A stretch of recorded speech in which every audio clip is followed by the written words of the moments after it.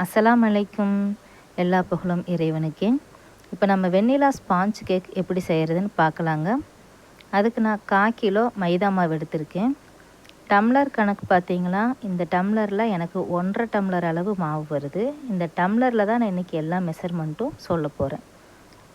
1/4 kilo மைதா மாவு இந்த டம்ளருக்கு 1½ டம்ளர் வருதுங்க. நீங்கள் மைதா மாவில் தான் செய்யணும்னு இல்லை, கோதுமை மாவுலேயும் இதே அளவுகளில் செய்யலாம். இப்போது இந்த மாவை சலிச்சு எடுத்துக்கலாம்.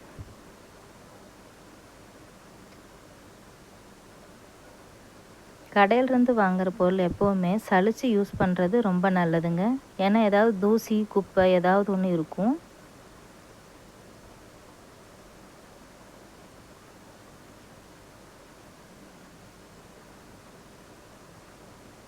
சலிச்சுக்கலாம்.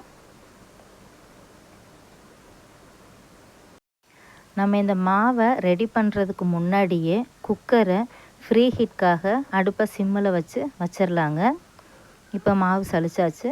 இது ஒரு பக்கம் இருக்கட்டும்.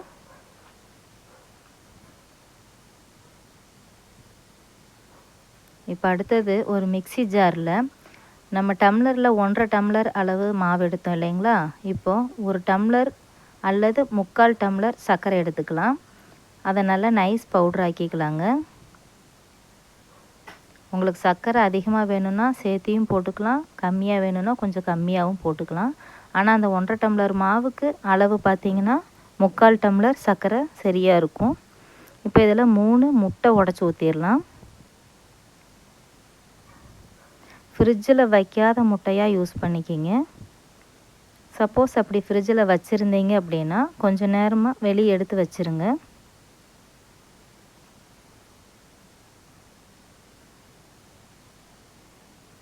மூணு முட்டை சேர்த்தாச்சு. அடுத்தது ஆயில் சேர்த்திக்கலாம். இப்போது 1/2 டம்ளர் ஆயில் சேர்த்திக்கலாங்க. வாசனை இல்லாத ஆயிலாக சேர்த்திக்கலாம். நான் வந்து கோல்டு வினர் தான் சேர்த்திருக்கேன். 1/2 டம்ளர் எடுத்துக்குங்க. இப்போ இதை நல்லா 1 நிமிஷம் போல் நல்லா அரைச்சிக்குங்க.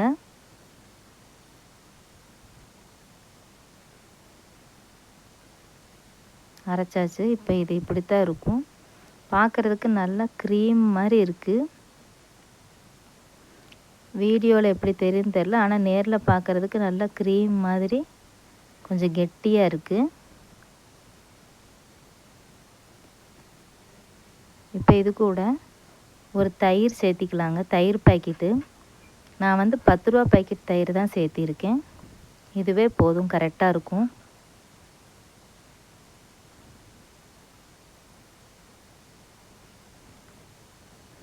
இப்போ இதையும் மிக்சியில் அடிச்சிடலாம்.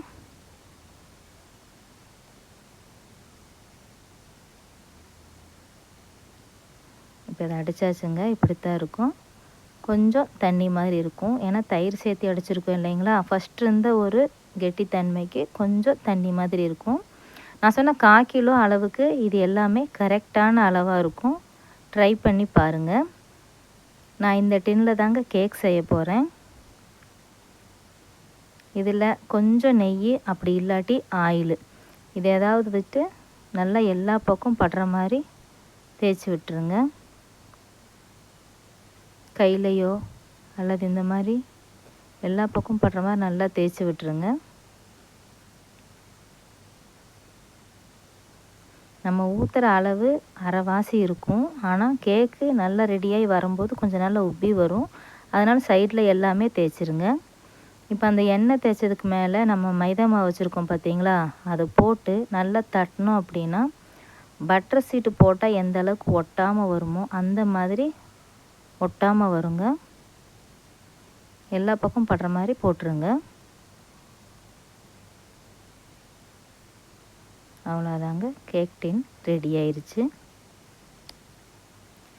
இந்த மாவில் நம்ம அரைச்சி வச்சுருக்கோம் பார்த்தீங்களா, இந்த முட்டை, எண்ணெய், சர்க்கரை, இது எல்லாமே வந்து ஒரு பவுலில் ஊற்றி இந்த மாவை கொஞ்சம் கொஞ்சமாக போட்டு கலக்கிறதானாலும் கலக்கிக்கலாம். நான் வந்து இதே அளவு செஞ்சு பழக்கமானால எல்லாத்தையும் இதில் அப்படியே ஊற்றிடுறேன். ஊற்றிட்டு கட்டிகள் இல்லாமல் கலக்கிடணுங்க.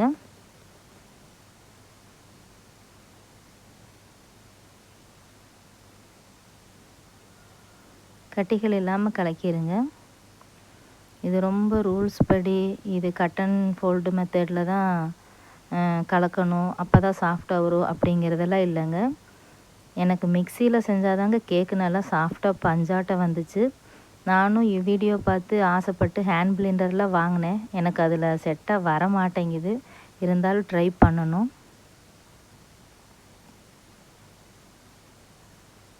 நல்லா கட்டிகள் இல்லாமல் கலக்கிக்கிங்க. பெண்கள் எப்போவுமே நல்ல சாமர்த்தியசாலியாக தாங்க இருப்பாங்க. எந்த வீடியோ பார்க்குறீங்களோ அதை வந்து ட்ரை பண்ணி பாருங்கள். வீட்டில் கொஞ்சம் பொருள் வச்சு ட்ரை பண்ணி பாருங்கள். கடையில் வாங்குறத விட நம்ம வீட்டில் இருக்கிற பொருளை வச்சு நம்ம செஞ்சு கொடுத்தோம் அப்படின்னா ஹைஜீனிக்காகவும் இருக்கும், நல்ல டேஸ்ட்டாக ஹெல்த்தியாகவும் இருக்கும். குழந்தைகளுக்கு நம்பி கொடுக்கலாம்.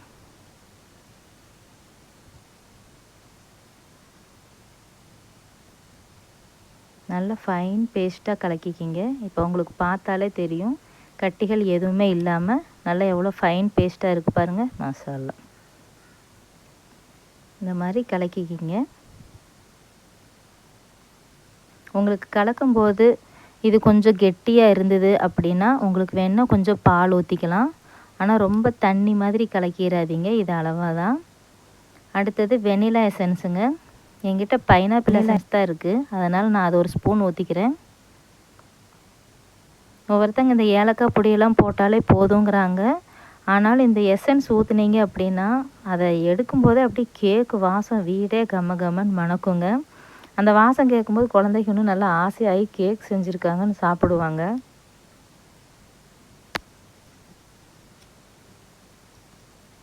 கலக்கியாச்சு. அடுத்தது நான் ஈனோ 10 ரூபா பாக்கெட் வாங்கியிருக்கேன். இது ஆரஞ்சு கலர், பச்சை கலர் எது வேணாலும் போடலாங்க. இதை கொட்டினீங்க அப்படின்னா கரெக்டாக 1 ஸ்பூன் வருது. உங்ககிட்ட பேக்கிங் பவுட்ரு இருந்துச்சுன்னா நீங்கள் அதை போட்டுக்குங்க. நான் கேக்கு செய்ய ஆரம்பித்ததுலேருந்து ஈனோ தாங்க போடுறேன்.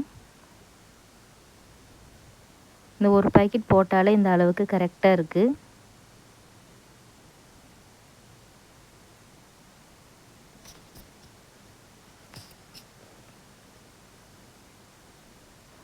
மாவு சலிக்கும் போதே நீங்கள் இந்த பேக்கிங் சோடா அல்லது இந்த ஈனோ போட்டு சலிச்சு வச்சுக்கலாம். அப்படி இல்லாட்டி நீங்கள் இப்படி லாஸ்ட்டாகவும் போட்டுக்கலாம்.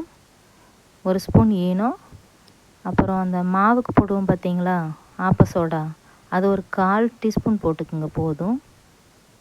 இப்போ இதை நல்லா கலக்கிங்க, எல்லா பக்கம் படுற மாதிரி நல்லா கலக்கிடுங்க.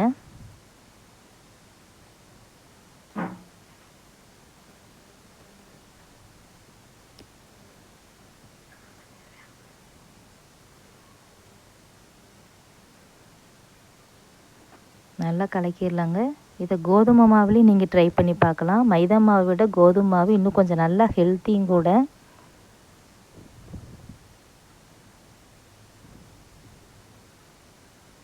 அவ்வளோதாங்க, கலக்கியாச்சு. இப்போ இதை நம்ம டின்னுக்கு மாற்றிடலாம்.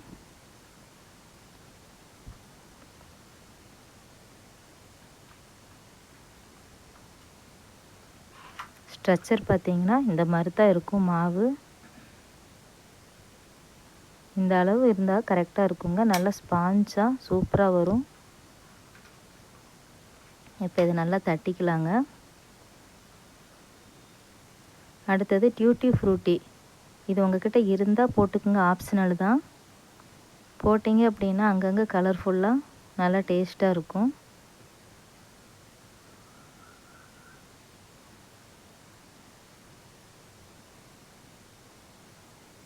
மாவு இந்த கண்டிஷனில் இருந்தது அப்படின்னா வேகும்போது இது எதுவுமே வந்து அடியில் போய் தங்காமல் கரெக்டாக அங்கங்கே அளவாக இருக்கும். மாவு நீங்கள் கொஞ்சம் தண்ணி மாதிரி கலக்கியிருந்தீங்கன்னா எல்லாம் அடியில் போய் ஒட்டிக்கும். நான் குக்கர் வந்து ஃப்ரீ ஹீட் பண்ணியிருக்கேன். இந்த குக்கர் கேக் செய்கிறதுக்காகவே போட்டாச்சுங்க, பழைய குக்கர் தான். இப்போ இதில் வச்சிடலாம். இதுக்கு விசில் போட வேண்டியது இல்லை.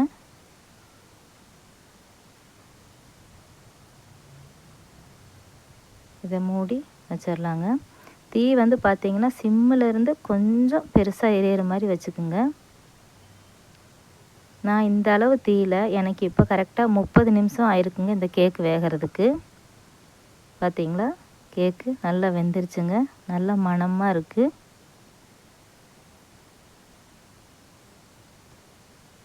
இப்போ பார்த்திங்கன்னா ஒட்டலை. நல்லா வெந்துருச்சுங்க. இப்போ இதை ஆஃப் பண்ணிவிட்டு ஃபுல்லாக ஆற வச்சிடலாம். நல்லா ஆறிடுச்சு அப்படின்னா தான் டின்னிலேருந்து ஒட்டாமல் வரும். இப்போ இது நல்லா ஆறிடுச்சுங்க.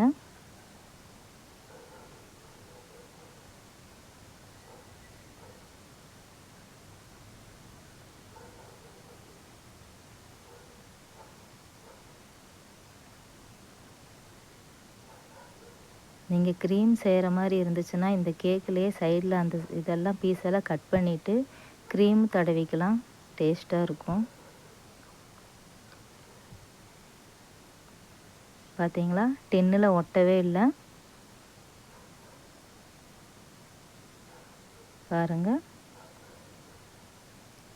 நல்லா சாஃப்டான சூப்பரான கேக்கு ரெடி ஆயிடுச்சுங்க. பார்த்தீங்களா எவ்வளோ சாஃப்டாக இருக்குது அப்படின்னு.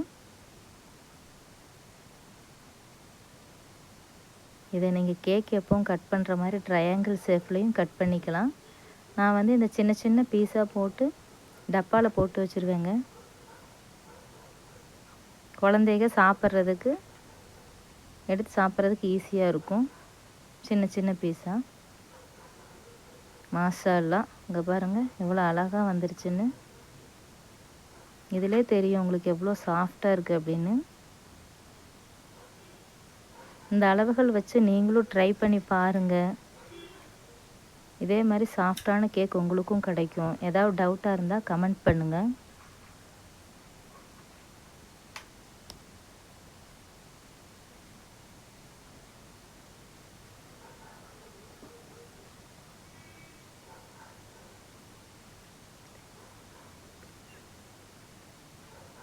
அவ்வளோதாங்க, கட் பண்ணியாச்சு. பார்த்தீங்களா எப்படி அழகாக இடையில பபிள்ஸ் எல்லாம் எதுவுமே ஃபார்ம் ஆகாமல் எல்லாம் ஒரே ஈவனாக எவ்வளோ அழகாக வெந்திருக்கு பாருங்கள். கேக்கோட ஸ்ட்ரக்சர் பாருங்கள். பாருங்கள் எவ்வளோ சாஃப்டாக இருக்குது பாருங்கள். எவ்வளோ சாஃப்டான கேக்கு. வீட்டிலையே ஈஸியாக எப்படி செஞ்சிடலான்னு பார்த்துருப்பீங்க. இதே மாதிரி நீங்களும் வீட்டில் ட்ரை பண்ணி பாருங்கள். மாஷாஅல்லா, நல்லா வந்திருக்கு.